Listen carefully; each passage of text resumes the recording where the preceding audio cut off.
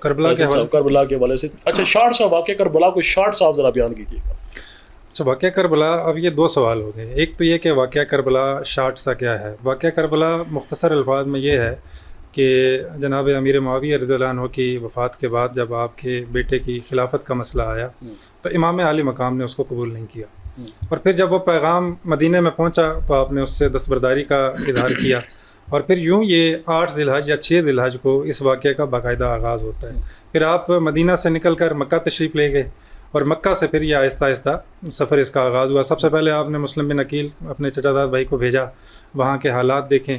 اب ان کے ساتھ جو مس ہیپ ہوا وہاں پر، پہلے ان سے ان کی بیعت کا، ان کی رائے کا، ان کا احترام کا پورا ایک معاملہ جو ہے وہ رچا گیا، اور جب پھر ان کے لیے وہ زمین تنگ کر دی گئی تو انہوں نے وہ پیغام وہاں سے بھیجا کہ اب معاملہ الٹ ہو گیا. اب 2 پیغام مکس ہو گئے.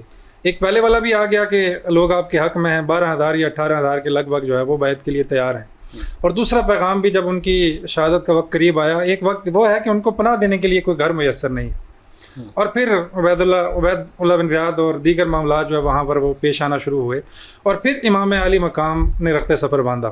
پھر آپ کے روکنے والے بھی بڑے جلہ لوگ ہیں، جن میں محمد بن حنفیہ ہیں، عبداللہ ابن عباس ہیں، دیگر لوگ ہیں جنہوں نے روکا اور بتلایا کہ کوفہ والے وفا نہیں کرتے تو آپ مت جائیے. پھر آپ وہاں پہنچے، مختلف مقاموں سے ہوتے ہوتے حور بن یزید، عمر بن سعد سے آپ کا مسابقہ ہوا، اور پھر 10 محرم کا واقعہ پیش آیا. 3 دن بسا اوقات بعض روایات میں ہے مختلف دن آپ سے اس سے زیادہ تعداد میں پانی بند رہا، اور پھر میدان کربلا میں آپ کا جو عظیم سانحہ شہادت کا پیش آیا. یہ تو ایک مختصر سا تجزیہ ہے. رہی بات کی اس واقعہ کربلا سے پیغام کیا جاتا ہے، کیا پہلو ہم برآمد کر سکتے ہیں امت کے حوالے سے، تو میں اگر ان کو پوائنٹ میں تقسیم کروں تو سب سے پہلا جو ہمیں سمجھ آتا ہے امام علی مقام کا، کہ امام علی مقام نے پہلا درس یہ دیا ہے کہ جذباتیت سے ہٹ کر دور اندیشی کو استعمال کیا جائے.